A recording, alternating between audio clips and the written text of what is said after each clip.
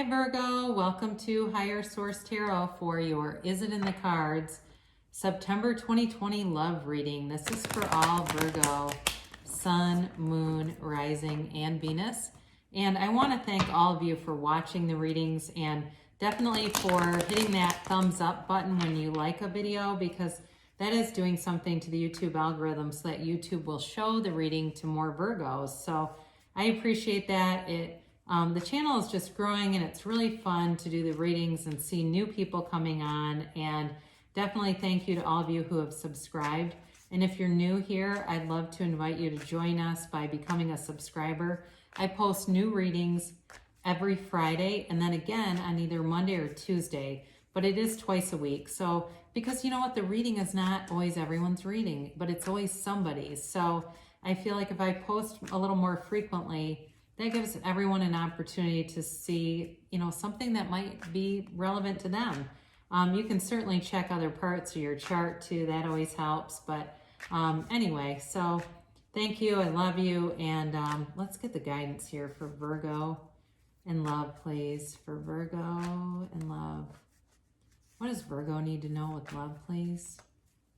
What does Virgo need to know for the highest good of all concerned? So we will do 3 cards for you, 3 cards for the person you're attracting, and then 3 cards for the outcome. Then we'll do an oracle card reading and you can ask a yes or no. So interesting, you have the Devil, the 9 of Wands, and the Magician. I just had the Devil in Leo, and it represented the other person. So if you're watching, if you're involved with Leo, you might want to watch it, okay? Because you have the Sun here. I don't know, anybody that's got a Leo in their heart, you better go back and watch that. You got the Queen of Pentacles, or I'm sorry, they have the Sun, the Queen of Pentacles, and the Ace of Cups. This represents them. I was getting excited. You have the Death card. This is the guidance on the situation. The 7 of Pentacles and the 7 of Wands. This is really interesting because it really is kind of on par with what I just had for them.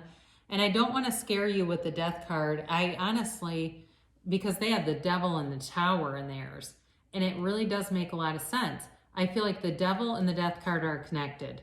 All right, this has something to do with removing a limiting set of beliefs or something that's been installed along the way that has blocked relationships. All right, so it doesn't mean death of the situation, because I feel like they're ready. They're here to make you an offer. They have a lot of love here. They are in a good place. Oh, sorry about that. All right, terribly sorry. He just woke up from a nap. And anyway, let's get back to this. So you have here representing you.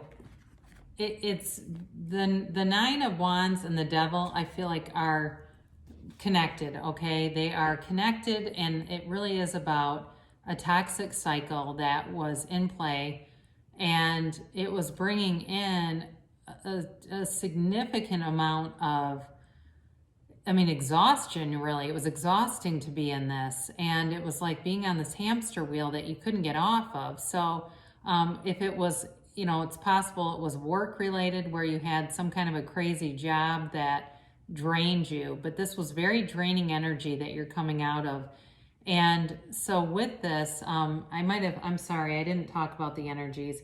You've got Capricorn here, you've got Leo, you've got fire, so Aries, Leo, Sagittarius. You have Earth, so again, Capricorn, Taurus, Virgo, and you have Scorpio with the Death card, but you also have water in general. I apologize. I like to be a little more organized, but again, when I begin the reading, but my guest reader kind of caught me off guard. So anyway, you do have, though, with this 9 of Wands and Devil, I feel like these are telling a story of being put through some stuff, all right? So whether it was, like I said before, limiting beliefs that were shown to you, so maybe you grew up in a situation where you were told you weren't good enough, or you were criticized heavily, or you had a parent who was a real perfectionist or even a narcissist, and were always wanting more from you, and it just left you exhausted. It could be that kind of a thing, or it could be, like I said, on more of a recent level where it was something like a job, or it could have been a relationship too, where whatever you did was never good enough. But you go into the magician energy, and that is awesome. I very much like this with you and the person who's showing up here. The magician allows you to see right through all of that, all right? The magician is not fooled here. And the magician also is, you know, master manifester. The magician allows you to take over your life. So for some of you, you really took your life back. You really got your thinking square and got into that place of resonance with the universe and allowing things to unfold, allowing things to show up, and really knowing your own worth. And that is that you're worthy of anything. You're worthy of it all.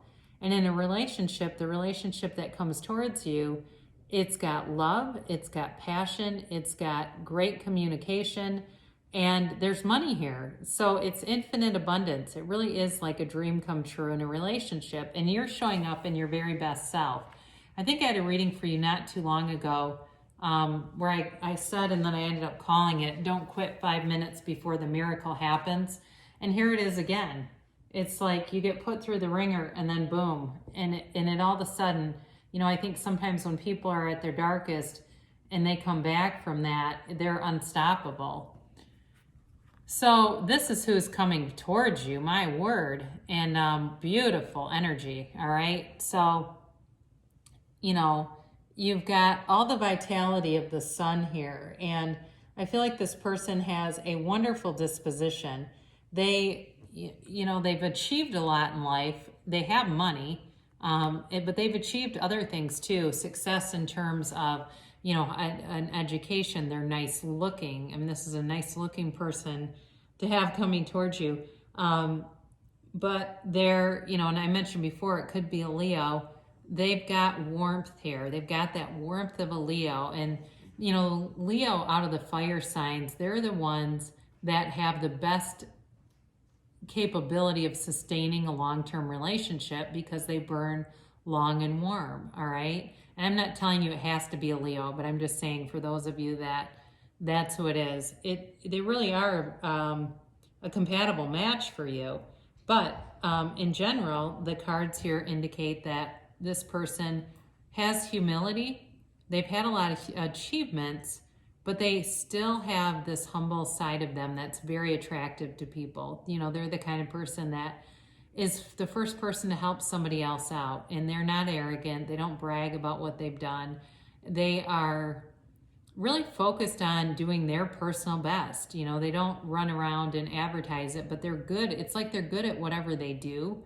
And they have a lot of love for you. There is a deep love here for you, and it's unconditional. You have it twice with the Ace of Cups, but also with the Sun, that this person has, and the Queen of Pentacles is also very nurturing, but those two in particular are all about unconditional love.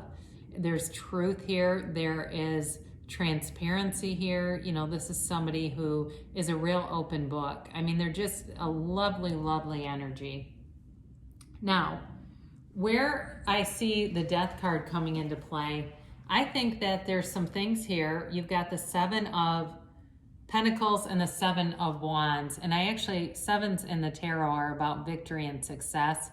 So what I see with this, the Death card, is this renewal. It's a rebirth. It's a transformation. It's a very transformative energy. Scorpio energy here. And with these two sevens, it's like you come out on the other side. And it feels like it is you with the Devil there, okay? They don't have anything to indicate that they need to let go of anything or that there's anything that would be holding them back. And that's not to pick on you at all right? It is not. But in terms of the cards, when you look at yours, it's, unless they're reversed, unless you go, no, that's really should have been theirs and that should have been mine. Again, we're dealing with sacred divination here, right? They come out in the way that they do, but if the storyline needs to be adjusted, it doesn't change it. It's still the storyline either way. However, this transformation leads to a beautiful, successful outcome, really. The Seven of Pentacles is definitely about building up success, but then it's sort of like this, what's next, you know? wanting more, but being very stable in it. And so if there is a slight delay or something that needs to be worked out, there is a great foundation here. Now the Seven of Wands is a little different kind of energy, but it's really about not being stoppable. This person is unsinkable. The relationship is unsinkable. It is a relationship that is meant to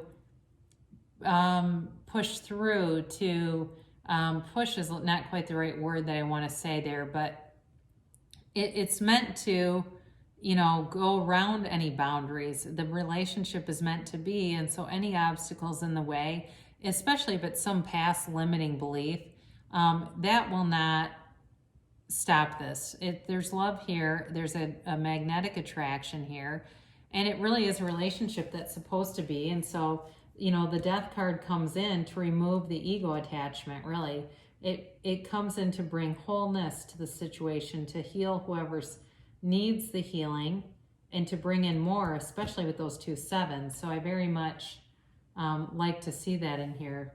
So yeah, is it in the cards? I say yes. I do feel like there needs to be sort of this transformative energy, but that's great. I mean, there's nothing wrong about that. I just think sometimes the cards, the tarot themselves, the cards are a little scary, but the messages are not, okay? It's your messages from your angels, and angels do no harm. So we will ask the angels in the softer, gentler way of the oracle what else they might have to add to this, Virgo.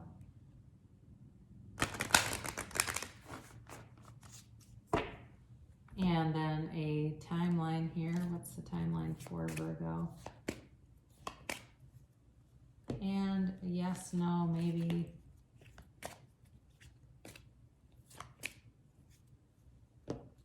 So you have the situation will improve, all right? So if you were looking at this Devil and 9 of Wands, that is really energy that you're coming out of, or the relationship is moving away from.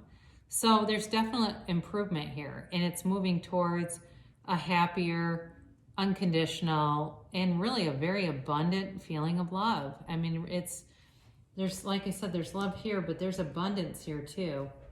Trust, all right? So trust that the universe is always on your side, and that good things are coming towards you. They're meant to be, and they are developing. And even if sometimes we have little things along the way, that sometimes can be a sign that it's developing. Now, this is major success. Aren't you lucky when you get this? This really is telling you that there's nothing that can stop it, much like the 7 of Wands here. Nothing can stop this. It will move forward, and it will move forward with great success. Perfect timing, all right? So, you know, anything that you would, you know, when you feel inspired to take the action, especially with the Magician, the timing will be perfect. It's on the universe's time, and it does tell you don't stop. So no matter what someone says, and I want to say Leo had this too. I keep harping on them. I apologize if you're going, no. But I do want to say they had don't stop. But anyway, it's telling you to move forward, or maybe it was Cancer that had don't stop. But either way, I do remember having that in a reading somewhat recently. To move forward, and you're being divinely guided. So there's definitely love here for you, Virgo, and I love you so much, and I'll be back again soon.